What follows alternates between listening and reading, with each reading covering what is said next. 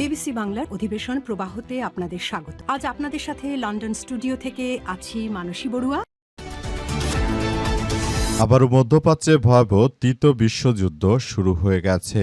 মার্কিন যুক্তরাষ্ট্র এবং ইরানের মধ্যে পাল্টাপাল্টি আক্রমণ চলছে, আর এরই মাঝে আমাদের হাতে এসে পৌঁছেছে এই যুদ্ধের সর্বশেষ গুরুত্বপূর্ণ সবথেকে তাজা আপডেট সংবাদ আপনাদের জানিয়ে দিব। প্রথমেই জানাবো, হরমুজে চলাচলকারী বাণিজ্যিক জাহাজগুলোকে পূর্ণ সহায়তার ঘোষণা ইরানের।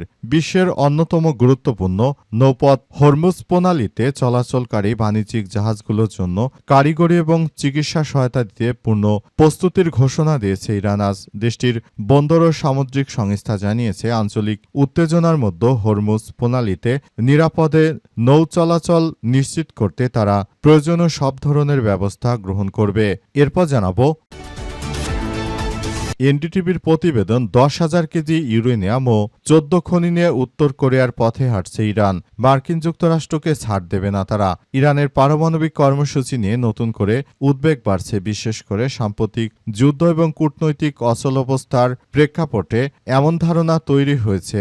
বিশ্লেষকদের একাংশের মধ্যে পরিস্থিতি এমনকি এগিয়ে যাচ্ছে, তাতে মনে হচ্ছে উত্তর কোরিয়ার পথ অনুসরণ করে পারমাণবিক অস্ত্র তৈরির দিকে এগুতে পারে ইরান। এর ফলে মার্কিন যুক্তরাষ্ট্রের অবস্থা খুবই শোচনীয়।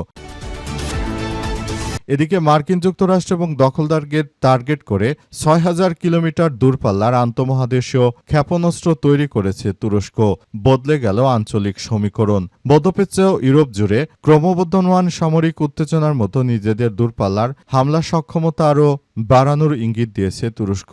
ইস্তাম্বুলে আয়োজিত প্রতিরক্ষা প্রদর্শনীতে দেশটি প্রথমবারের মতো ইয়েলোদিরিমান নামে আন্তঃমহাদেশীয় ব্যালিস্টিক ক্ষেপণাস্ত্র ধারণামূলক মডেল প্রদর্শন করেছে। এতে যুক্তরাষ্ট্রের হাওয়া টাইট হয়ে গেছে। এবারে জানাবো, ইসরায়েলের বিরুদ্ধে সবচেয়ে কঠোর ভাষায় সরব বাংলাদেশ, সঙ্গে আরও 12 দেশ। ফিলিস্তিনের অবরুদ্ধ গাজা উপত্যকা ত্রাণ পৌঁছে দিতে যাওয়া গ্লোবাল সুমুদ ফোর্টিলাতে ইসরায়েলি হামলা এবং মানবাধিকার কর্মীদের আটকের ঘটনায় এবার সরব হয়েছে বাংলাদেশ। বাংলাদেশসহ 13 দেশের দেয়া যৌথ বিবৃতিতে ত্রাণবাহী জাহাজে হামলায় তীব্র নিন্দা জানানো হয়েছে। একই সঙ্গে এই ঘটনায় আন্তঃমহাদেশীয় আইন শৃঙ্খলার প্রতি আরও নজরদারি করা হচ্ছে। বাংলাদেশ এই প্রথম সবথেকে কড়া ভাষায় ইহুদিবাদী ইসরায়েলের বিরুদ্ধে কথা বলেছে। এবং সর্বশেষ জানাবো, জামাত নেতা ডাক্তার শফিকুল ইসলাম জানালেন, জনগণের ভাগ্য উন্নয়নে গণভোট ও অংশগ্রহণমূলক ব্যবস্থা বাস্তবায়নের বিকল্প নেই। জনগণের ভাগ্য উন্নয়নে গণভোট এবং অংশগ্রহণমূলক ব্যবস্থা বাস্তবায়নের বিকল্প নেই বলে মন্তব্য করেছে বাংলাদেশ জামাতে ইসলামের কেন্দ্রীয় নির্বাহী পরিষদ সদস্য ও পটুয়াখালী 2 বাউফল আসনের সংসদ সদস্য ডাক্তার শফিকুল ইসলাম মাসুদ। আজ বাউফল উপজেলা জামাতের কার্যালয়ে অনুষ্ঠিত 11 দলীয় ঐক্যের মতবিনিময় সভায় প্রধান অতিথির বক্তব্যে তিনি এমন কথা জানিয়েছেন। প্রিয় দর্শক, এতক্ষণ শুনছিলেন সংবাদ শিরোনাম, এবারে বিস্তারিত। তবে তার আগে বন্ধুরা, অনুরোধ থাকবে এই সংবাদটিতে একটি লাইক দিন। এই চ্যানেলে আপনি নতুন হয়ে থাকলে আমাদের সংবাদটি দেখতে দেখতে চ্যানেলটি সাবস্ক্রাইব করে রাখুন। কমেন্ট করে বন্ধুরা আপনার মূল্যবান মতামত জানিয়ে দিন আপনি বিশ্বের কোন দেশ থেকে বা বাংলাদেশের কোন স্থান থেকে আমাদের সংবাদটি দেখছেন এবং শুনছেন। আর বন্ধুরা, সংবাদটি আপনার সোশ্যাল মিডিয়া ফেসবুকে শেয়ার করে বন্ধুদেরও দেখার সুযোগ করে দিন। গাজা যুদ্ধে আপনি যদি নিরীহ ফিলিস্তিনিদের ভালোবেসে থাকেন বন্ধুরা, কমেন্টে ইয়েস লিখে পুরো বিশ্বকে আমাদের এই সংবাদটি দেখার সুযোগ করে দিন। এবারে বিস্তারিত। হরমুজে চলাচলকারী বাণিজ্যিক জাহাজগুলোকে পূর্ণ সহায়তার ঘোষণা ইরানের। বিশ্বের অন্যতম গুরুত্বপূর্ণ নৌপথ হরমুজ প্রণালী দিয়ে চলাচলকারী যে কোনো জাহাজকে সর্বাত্মকভাবে সহযোগিতা করবে ইরানের ইসলামী বিপ্লবী গার্ড বাহিনীর সদস্যরা বলে ইরানের পক্ষ থেকে নিশ্চিত করা হয়েছে। আরও বলা হয়েছে যে হরমুজ প্রণালীতে সহায়তাকারী যে কোনো জাহাজকে সাগরের মাঝখান দিয়ে চলাচল করার ক্ষেত্রে সবাইকে আরও বেশি দায়িত্বশীল ভূমিকা পালন করতে হবে। সবাই সবাইকে বলতে চাই যে পুরো মধ্যপ্রাচ্য জুড়ে মার্কিন যুক্তরাষ্ট্র এবং দখলদার ইসরায়েলি বাহিনীর যে কোনো ধরনের কার্যক্রমগুলোকে আসলে পুরোপুরি ধ্বংসস্তূপে পরিণত করার জন্য ইরানের ইসলামী বিপ্লবী গার্ড বাহিনীর সদস্যরা পুরোপুরি প্রস্তুতি নিয়েছে। যে কোনো মূল্যে তারা মার্কিন যুক্তরাষ্ট্রকে ধসিয়ে দিতে চায়। মার্কিন যুক্তরাষ্ট্রের অর্থনীতিকে ধ্বংস করার জন্য এই কার্যক্রম চালানো হচ্ছে বলে ইরানের পক্ষ থেকে নিশ্চিত করা হয়েছে। আরও জানানো হয়েছে যে কোনো মূল্যে দখলদারদের বিরুদ্ধে ইতিহাসে সবথেকে বড় আক্রমণ চালানো হবে। ইতিমধ্যে মার্কিন যুক্তরাষ্ট্র দখলদারদের বিরুদ্ধে ইতিহাসে সবথেকে ভয়াবহ আক্রমণ চালিয়ে দেখিয়ে দিয়েছে যে ইরান কি পারে। এরপরই মার্কিন যুক্তরাষ্ট্র ভয়ে এখন আর ইরানের বিরুদ্ধে কোনো যুদ্ধ করতে চাইছে না। তাই তারা প্রতিনিয়ত যুদ্ধবিরতি করার জন্য ইরানের উপর নানাভাবে ষড়যন্ত্রমূলক কার্যক্রম চালিয়ে পরিস্থিতি একদম ঘোলাটে আকার ধারণ করার মধ্য দিয়ে এগিয়ে যাচ্ছে। 10,000 কেজি ইউরেনিয়াম ও 14 খনি নিয়ে উত্তর কোরিয়ার পথে হাঁটছে ইরান। এনডিটিভির প্রতিবেদন। ইরানের পারমাণবিক কর্মসূচি নিয়ে মার্কিন যুক্তরাষ্ট্রের মাথা ব্যথা শুরু হয়ে গেছে, কারণ মার্কিন যুক্তরাষ্ট্রকে বৃদ্ধাঙ্গুলি দেখে ইরান ইতিহাসে সবথেকে কার্যক্রমভাবে তারা পরিস্থিতি নিয়ন্ত্রণ করছে।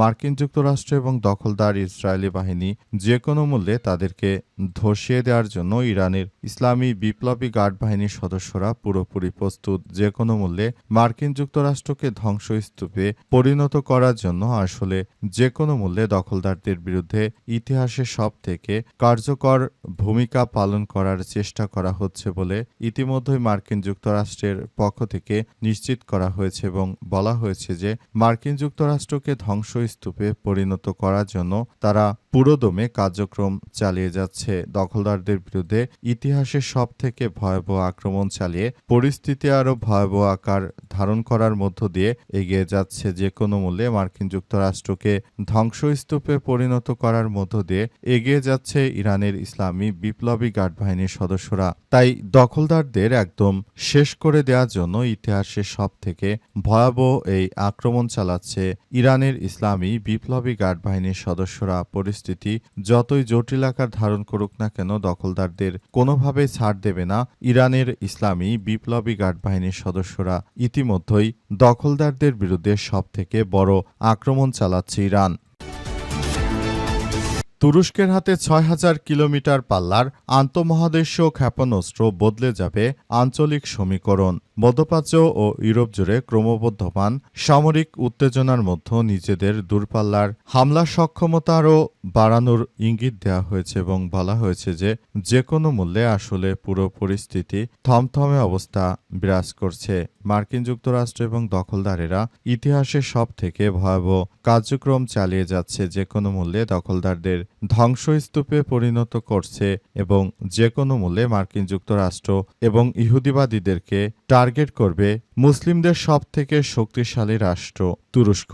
তুরস্কের বর্তমান যিনি প্রেসিডেন্ট রয়েছেন রিসেপ তাইয়েপ এরদোয়ান, তার নেতৃত্বে পৃথিবীর ইতিহাসে সবথেকে শক্তিশালী আন্তঃমহাদেশীয় ক্ষেপণাস্ত্র তারা তৈরি করেছে। এটি দিয়ে মার্কিন যুক্তরাষ্ট্রকে তারা টার্গেট করবে, কারণ মার্কিন যুক্তরাষ্ট্র ইহুদিবাদী ইসরায়েলিদেরকে সর্বাত্মকভাবে সহযোগিতা করছে।